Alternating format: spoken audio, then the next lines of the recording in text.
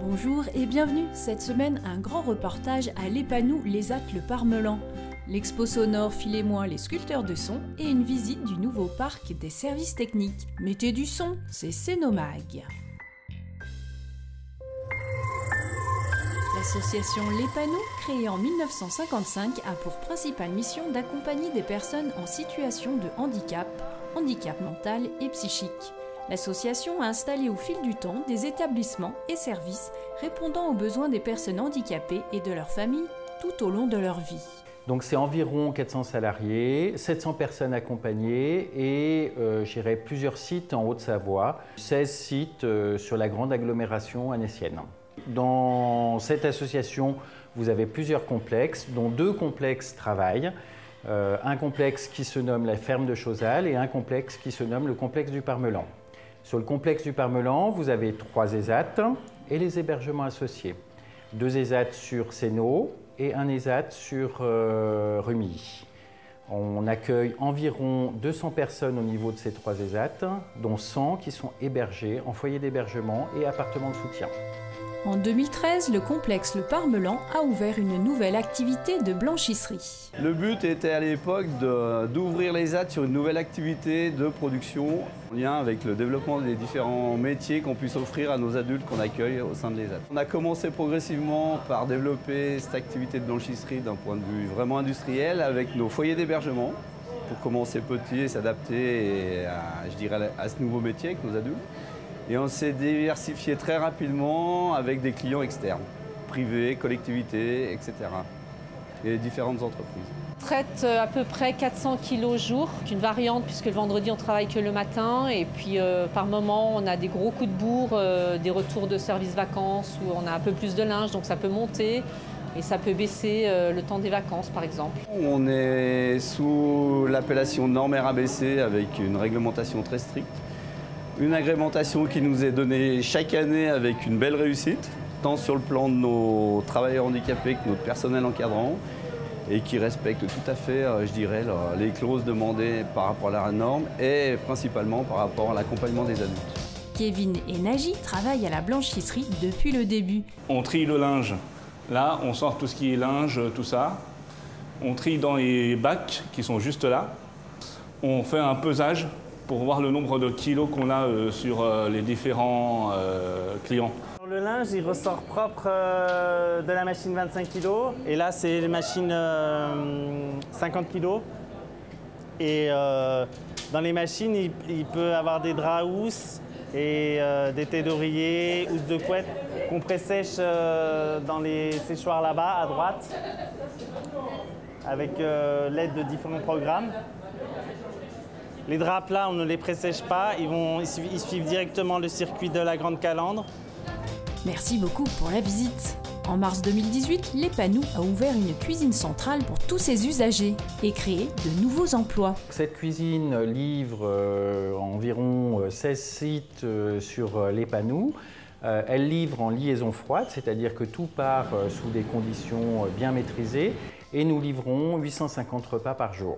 Ces 850 repas sont préparés par 8 professionnels de la restauration qui encadrent 10 travailleurs en situation de handicap.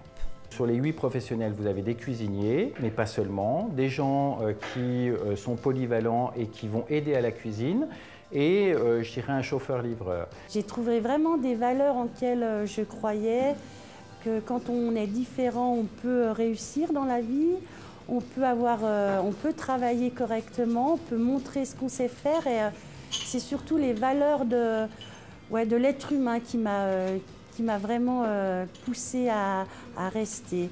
Et pour les travailleurs, c'est un atelier ESAT, donc les 10 personnes, je dirais, travaillent sur à la fois les préparations froides et les préparations chaudes et peuvent aider aussi aux allotissements. J'aime bien la cuisine. Ouais. Les légumes, je fais un peu de tout. Je fais un peu de tout, de la plonge, de la cuisson de la viande. Hein. Ouais. Mais je fais toutes les choses. Je fais les gourmeries avec le Christophe, c'est gentil. Et après, je fais les plonges. Ça vous plaît de travailler dans ce cadre avec des travailleurs handicapés? Oui, oui, j'aime bien. C'est un travail agréable. Alors j'ai choisi de travailler ici pour la qualité de travail que l'on a. Dans l'association, on a des conditions de travail qui sont plus humaines en fait que dans la restauration traditionnelle. Et également, ce qui m'intéressait beaucoup aussi, c'était de travailler avec des personnes handicapées pour me rendre utile et avoir un travail en fait qui a du sens. Et je remercie aussi toutes les personnes en situation de handicap parce qu'elles nous apportent beaucoup. On croit toujours que nous, en tant que moniteurs, on apporte, mais le contraire aussi nous apporte beaucoup de sérénité. Voilà. Les panneaux proposent également à ses usagers adultes l'entretien des espaces verts, l'entretien de locaux, des travaux extérieurs ainsi que de la sous-traitance industrielle. Un ESAT où il fait bon travailler, tant pour les professionnels que pour les travailleurs handicapés. Bienvenue dans l'univers de Phil et moi, les sculpteurs de son, à la médiathèque de Sénaux. Une exposition ludique où les enfants n'ont pas besoin d'être musiciens pour faire de la musique. Trop bien! Ce vendredi 29 novembre, 4 classes de Sénaux étaient accueillies par les médiathécaires, dont une classe de l'école de la Jonchère. Cette exposition présente des sculptures sonores donc créées par l'association Phil et moi. Ce sont des musiciens, des sculpteurs qui se sont réunis pour créer des instruments bizarres qui créent des sons. Ils utilisent des matériaux différents comme les tiges filetées métalliques, des tiges de chantier, des écrous, des morceaux de bois qui viennent d'Afrique, le bois parce qu'il n'y a pas d'échardes.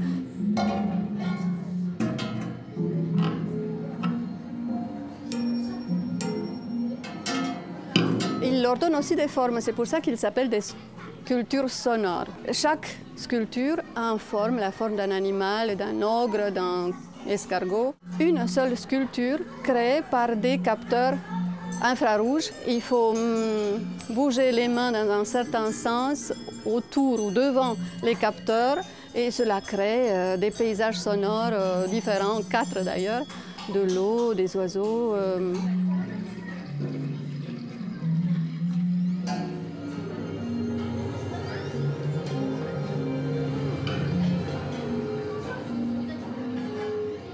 C'est tout autour d'une tête, s'appelle l'homme arbre, sculpté en bois par un sculpteur de l'association.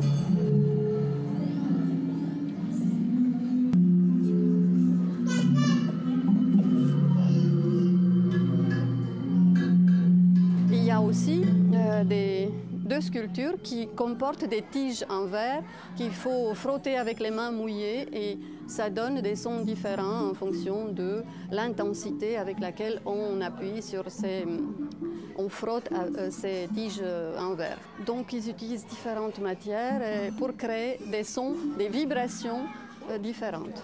La médiathèque de Sénaux propose également 3 ateliers ouverts au public mardi 3 décembre à 17 h, mercredi 11 à 10 h et mardi 17 à 17 h. Vous pouvez également découvrir d'autres sculptures sonores à la médiathèque de Bonlieu, à la médiathèque Louise Michel à Métais et à la médiathèque de la Turbine à Crangevrier jusqu'au 18 décembre.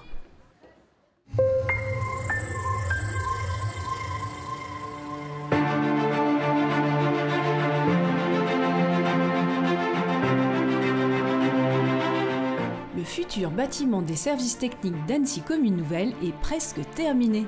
Il ouvrira ses portes aux agents de la ville dans quelques semaines. Situé dans le quartier des Césardes, au pied de l'autoroute, ce bâtiment accueillera les services de la propreté urbaine, des espaces verts, de l'éclairage public et du matériel pour la viabilité hivernale. Ce bâtiment moderne est parfaitement adapté à la Commune Nouvelle.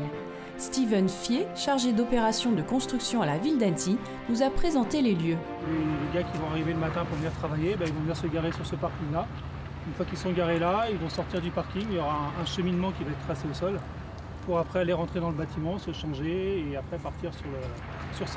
Donc voilà, ça a été une volonté de ne pas mélanger les véhicules de service et les véhicules personnels, pour pas qu'il y ait risque d'accident ou autre. Des bureaux sont prévus pour accueillir 8 encadrants, avec une partie réfectoire pour le personnel, une salle de réunion, une terrasse et des vestiaires femmes et hommes indépendants pour 35 à 40 agents. Les locaux seront chauffés au pellet à 100% pour des raisons de développement durable. Sans oublier des places de parking avec prise électrique pour le rechargement d'éventuelles voitures électriques. Allez, encore un peu de patience pour les 40 agents qui viendront travailler très prochainement dans ces beaux locaux. Et maintenant, votre agenda. Lundi 9 décembre, une conférence vous est proposée au Polyèdre à 20h15 sur l'auto-hypnose dans la gestion du stress. Entrée libre.